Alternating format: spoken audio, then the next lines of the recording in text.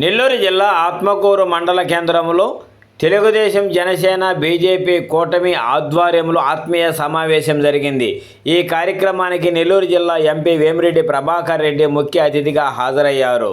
ఈ సందర్భంగా మాజీ ఎమ్మెల్యే కొమ్మి లక్ష్మీనాయుడు జ్యోతి ప్రజ్వలన చేశారు.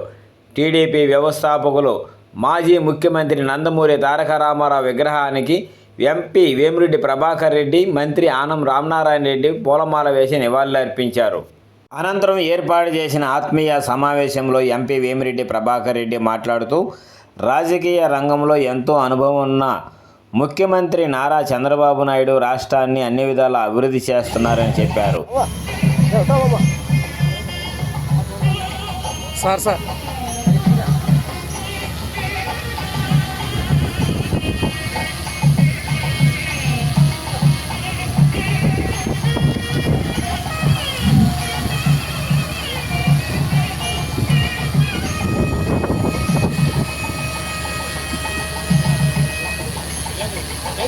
జోహార్ ఎన్టీఆర్.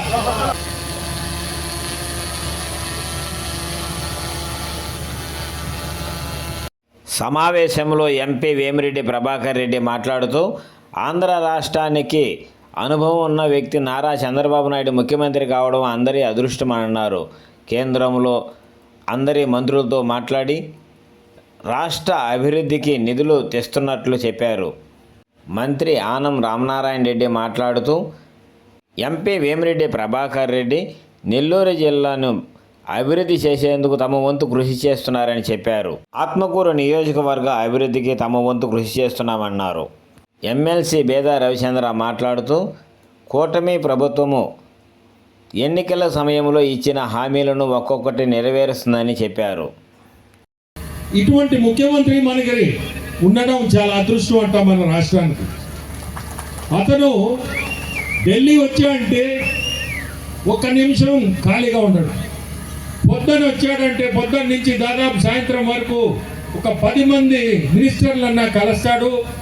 ఈయన మీద ఉండే గౌరవంతో కొంతమంది ఈయన్ని చూడని వస్తారు. అట్లే రైల్వే మంత్రి కూడా ఈయన్ని చూసేదానికే వచ్చాడు.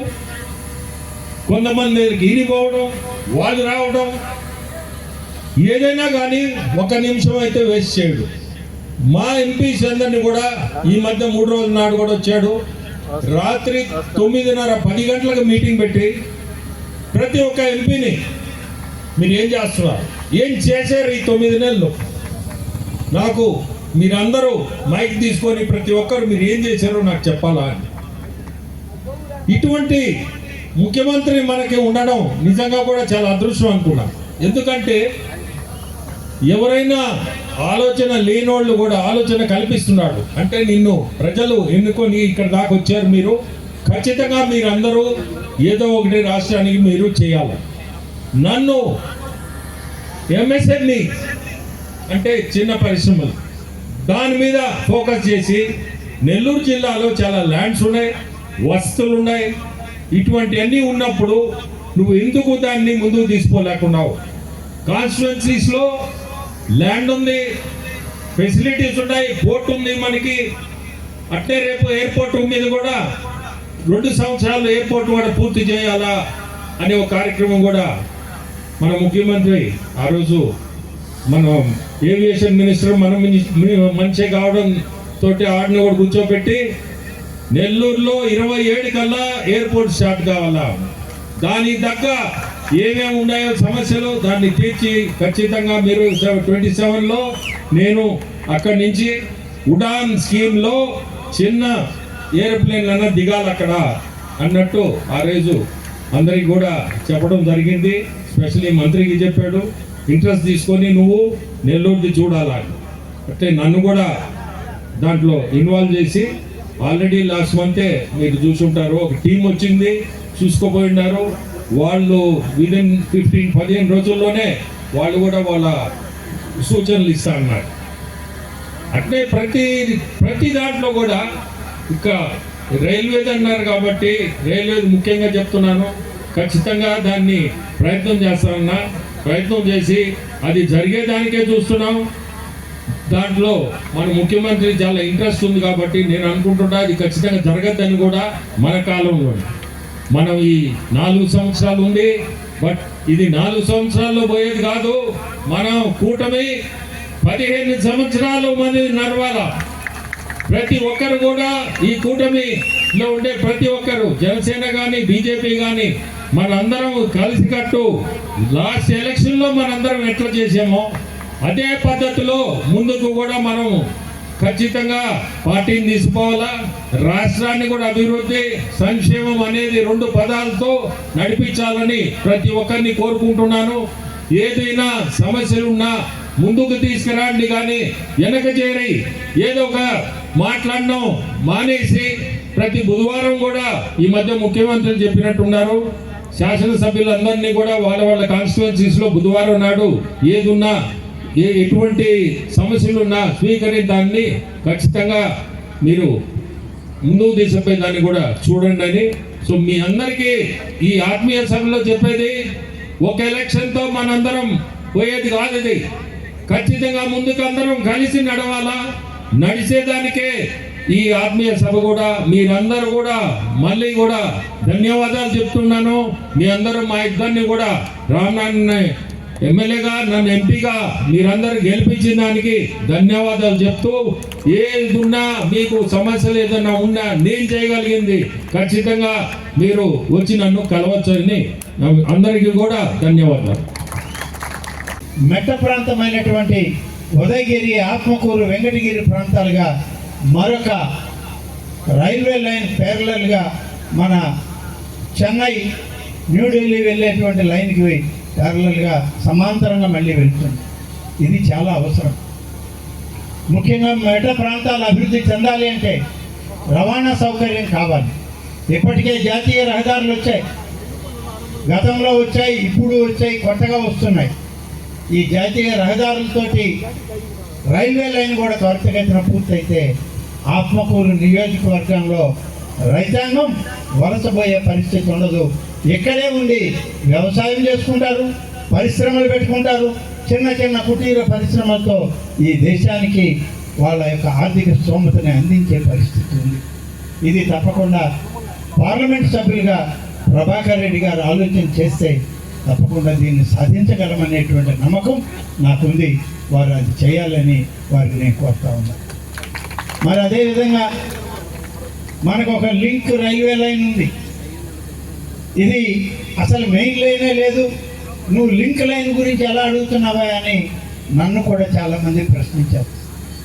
ఈ లింక్ రైల్వే లైన్ రావాలి అని అంటే ముందు ఆత్మకూరు లైన్కి మనకి కోస్తా ప్రాంతంలో ఉన్నటువంటి మెయిన్ లైన్ ఏదైతే Chennai to Calcutta, Chennai to New Delhi line ఉందో ఆ లైన్కి ఆత్మకూరు నుంచి ఇటు అనుసంధానం చేస్తే ఇదే లైన్ని కొనసాగించి పడమర దిక్కున ఉన్నటువంటి కడప ప్రాంతంలో పోయేటువంటి లైన్కి కానీ కలిపితే ఇంతకన్నా మంచి రవాణా సౌకర్యం బహుశా ఈ మెట్ట ప్రాంతాల్లో అటు కడప జిల్లాలో ఉన్నటువంటి బద్వేలు, రాజంపేట, కోడూరు, అలాగే మైదుకూరు ప్రాంతాలతో పాటు నెల్లూరు జిల్లాకు కూడా అనుసంధానం అవుతుంది రైల్వే లైన్ అని.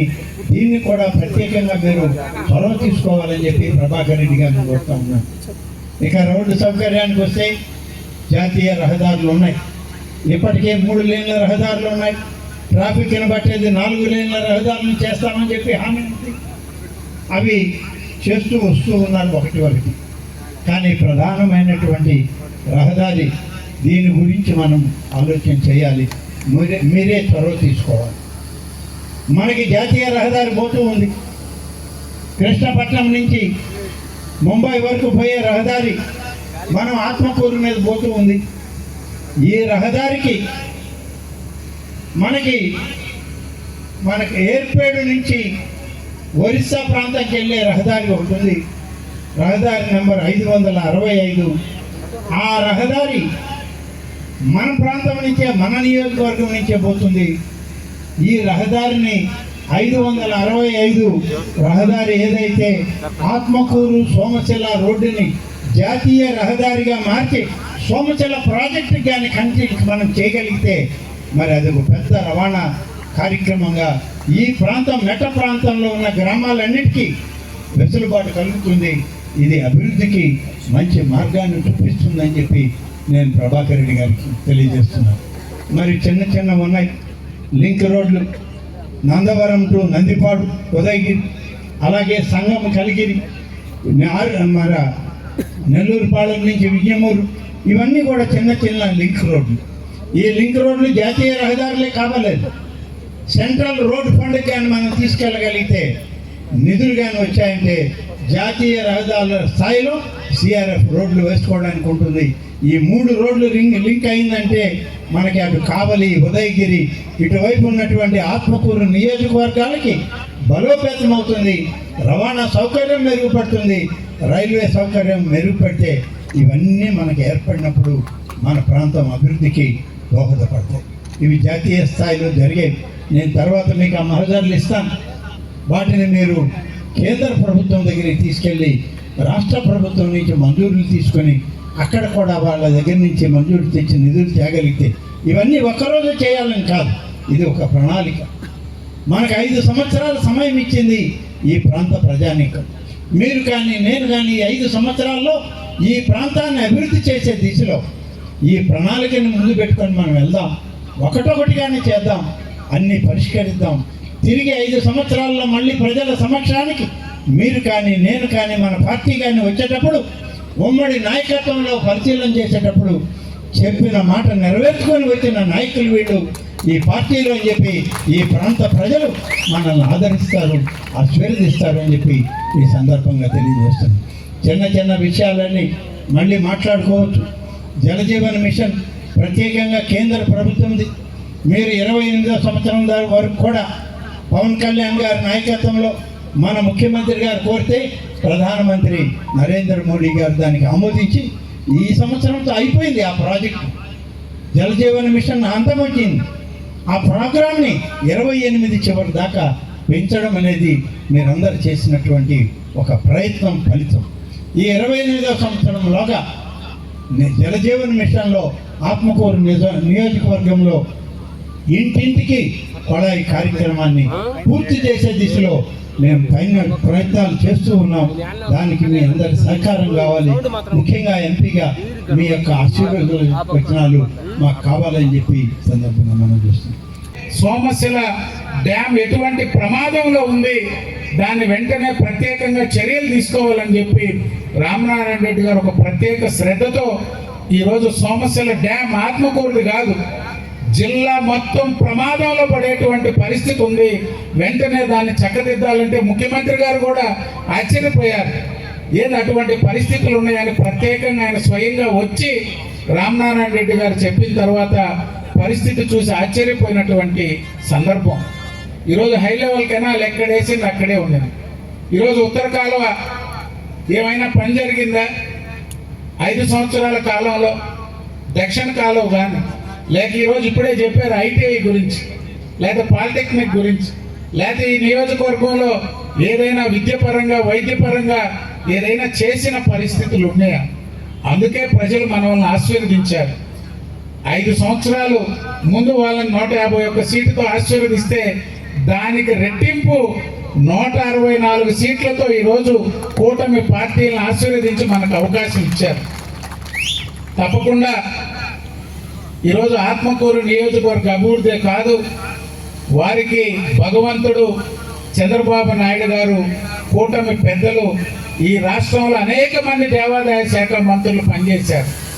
కానీ 10 నెలల కాలంలో దేవాదాయ శాఖలో తనకంటూ తనదైన శైలితో ఒక ముద్ర వేసుకున్నటువంటి మన మంత్రివర్యులు ఆనం రామనారాయణ రెడ్డి గారు రాష్ట్రంలో జిల్లాలో దేవాలయాల పునరుద్ధరణకి, సాంప్రదాయాల పునరుద్ధరణకి కూటమి ప్రభుత్వ పెద్దల సూచన మేరకు గత 5 సంవత్సరాల్లో ఏ విధంగా ఆ శాఖ భ్రష్టు పట్టిపోయిందో దాన్ని చక్కదిద్దేందుకు వారు చేస్తున్నటువంటి కృషికి ఈరోజు రాష్ట్రం అంతా అభినందిస్తున్నారు.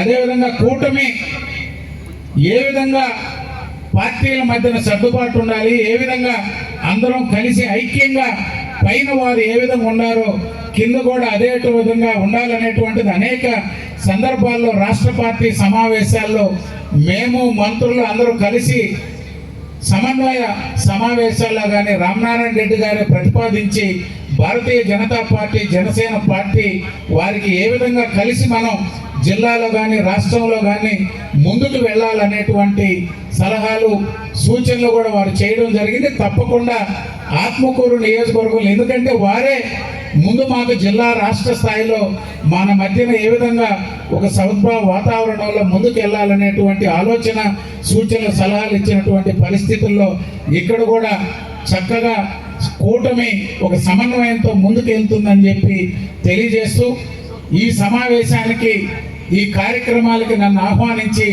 అవకాశం కల్పించినటువంటి పెద్దలు రామనారాయణ రెడ్డి గారికి, వేమిరెడ్డి ప్రభాకర్ రెడ్డి గారికి ఇద్దరు కూడా మరొకసారి ధన్యవాదాలు తెలియజేసుకుంటూ సెలవు తీసుకుంటాం.